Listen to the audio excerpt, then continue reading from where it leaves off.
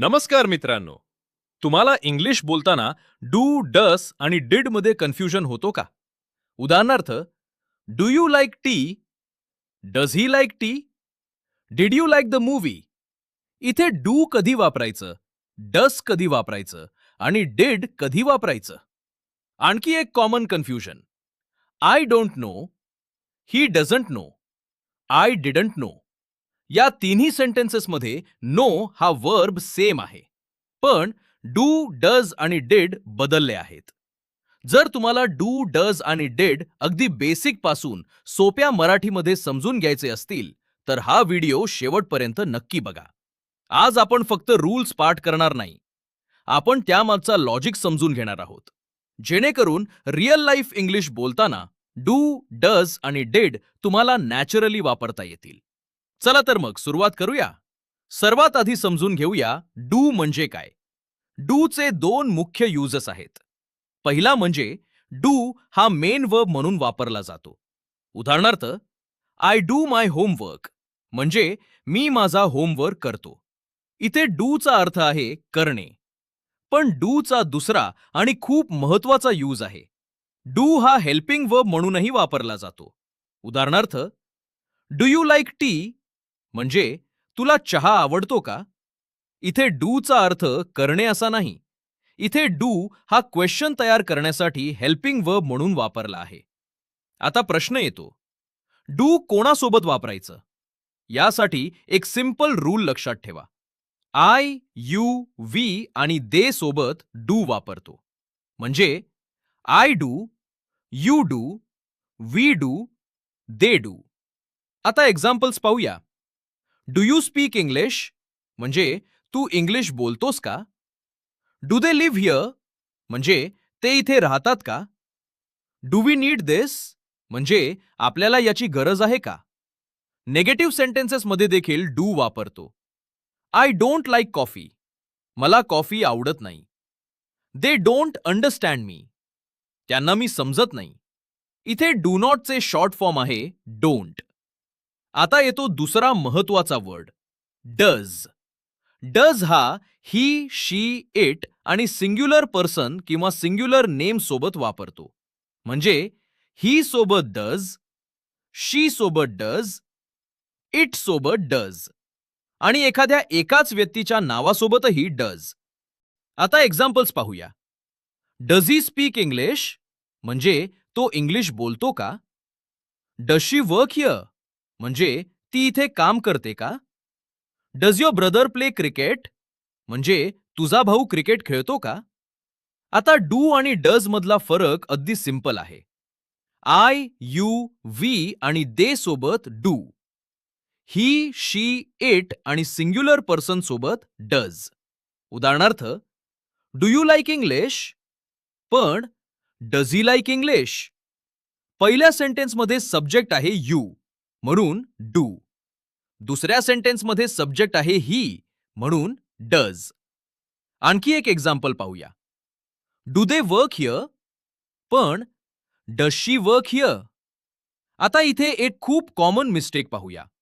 अनेक लर्नर्स म्हणतात, does he likes cricket? हे चुकीचं आहे. योग्य सेंटेन्स आहे, डज ही लाईक क्रिकेट? का? कारण डज आल्यानंतर मेन वर्बचा बेस फॉर्म म्हणजेच वर्ब वन वापरायचा. म्हणून does he like? Does she go? Does Rahul work here? Does your mother cook? लक्षात ठेवा, डज नंतर वर्ब वन. हे एक गोल्डन रूल आहे. डज आधीच थर्ड पर्सन दाखवत आहे, म्हणून मेन वर्बला पुन्हा एस किंवा ई एस लावायची गरज नाही. आता समजून घेऊया डिड. डिडचा उपयोग पास्ट टेन्स मध्ये होतो आणि सगळ्यात महत्वाचं म्हणजे डिड सर्व सब्जेक्ट सोबत वापरता येतो. आय सोबत डिड, यू सोबत डिड, वी सोबत डिड, दे सोबत डिड, ही सोबत डिड, शी सोबत डिड, इट सोबत डिड. उदाहरणार्थ, डिड यू कॉल मी म्हणजे तू मला फोन केला का? डिड ही कम येस्टरडे म्हणजे तो काल आला का? Did she watch the movie म्हणजे तिने मूव्ही पाहिला का? Did they finish the work म्हणजे त्यांनी काम पूर्ण केलं का? आता डिड सोबत वर्ब कोणता वापरायचा? इथेही एक अतिशय महत्वाचा रूल आहे. डिड नंतर वर्ब वन वापरायचा. उदाहरणार्थ, डिड यू गो देअर हे योग्य आहे. डिड यू वेंट देअर हे चुकीचं आहे. कारण डिडमुळे पास्ट टेन्स आधीच दाखवला गेला आहे. म्हणून पुन्हा वर्बचा पास्ट फॉर्म वापरायची गरज नाही. आणखी एक्झाम्पल्स पाहूया. Did she come yesterday? Did he eat lunch? Did they see you? Did you buy this? म्हणून एक सिंपल फॉर्म्युला लक्षात ठेवा. Did plus subject plus verb one.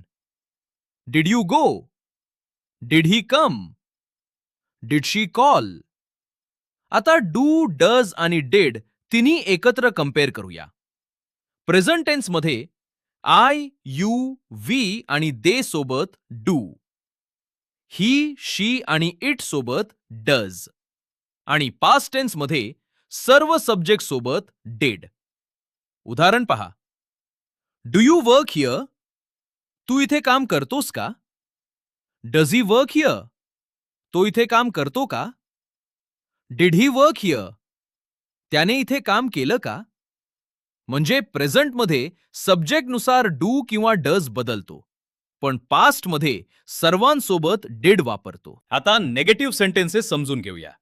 Present tense मध्ये डू नॉट म्हणजे डोंट, डज नॉट म्हणजे doesn't आणि past tense मध्ये did not म्हणजे डिडंट.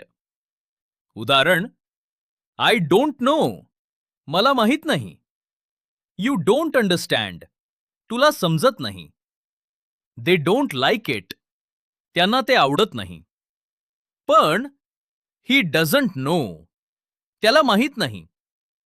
शी डझंट अंडरस्टँड, तिला समजत नाही. Rahul doesn't work here, Rahul इथे काम करत नाही.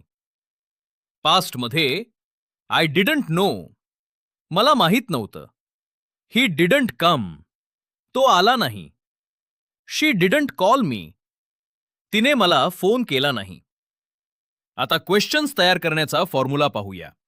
डू सोबत do plus subject plus verb one. उदाहरण, do you like coffee? Does सोबत does plus subject plus verb one. उदाहरण, डज शी लाईक कॉफी? आणि डिड सोबत did plus subject plus verb one. उदाहरण, did they like the movie? म्हणून तीनही केसेसमध्ये एक गोष्ट कॉमन आहे. डू, डज किंवा डिड नंतर वर्ब वन. आता शॉर्ट आन्सर्स पाहूया.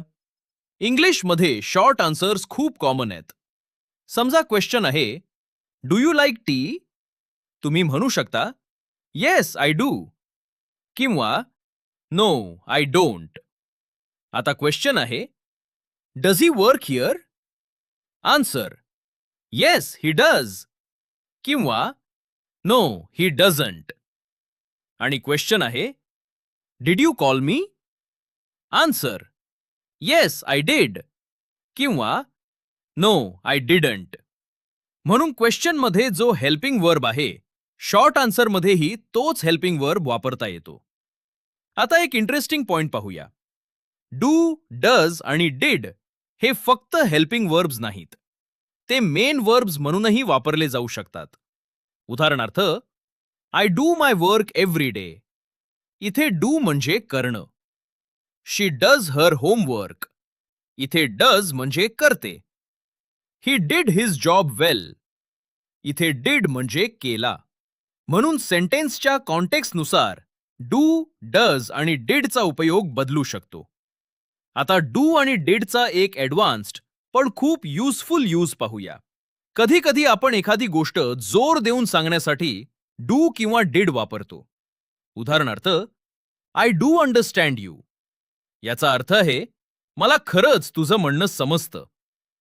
I do like this place. मला हे ठिकाण खरंच आवडतं. I did call you. मी तुला खरंच फोन केला होता. इथे डू किंवा डिड क्वेश्चन तयार करण्यासाठी वापरलेले नाहीत. ते एखाद्या गोष्टीवर जोर देण्यासाठी वापरले आहेत. आता काही रिअल लाईफ एक्झाम्पल्स पाहूया. समजा तुम्हाला तुमच्या मित्राला विचारायचं आहे, तुला इंग्लिश आवडतं का? तुम्ही म्हणाल, डू यू लाईक इंग्लिश? आता तुम्हाला विचारायचं आहे, त्याला इंग्लिश आवडतं का?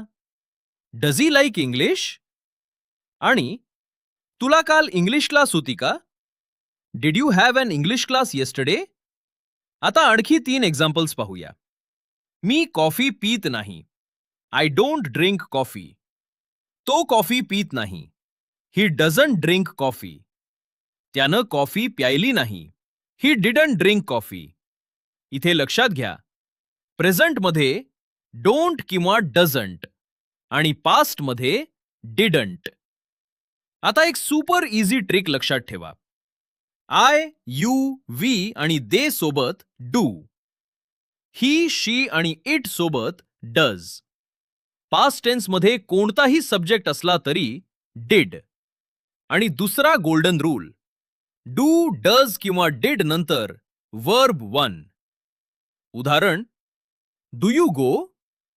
Does he go? Did he go? तीनही सेंटेन्सेस मध्ये गो सेम आहे.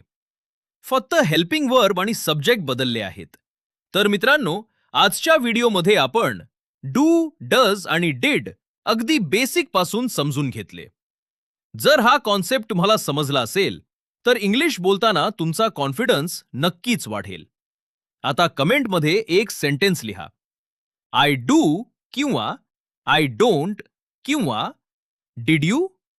तुम्ही कमेंटमध्ये तुमचं सेंटेन्स लिहा आणि ते योग्य आहे की नाही ते चेक करायला विसरू नका. आणि जर तुम्हाला अशाच प्रकारे मराठीमधून इंग्लिश ग्रॅमर आणि स्पोकन इंग्लिश शिकायचं असेल तर स्पीकूयाला सबस्क्राईब करा. पुढच्या व्हिडिओमध्ये पुन्हा भेटूया. Keep learning, keep speaking and don't be afraid of making mistakes. Thank you for watching.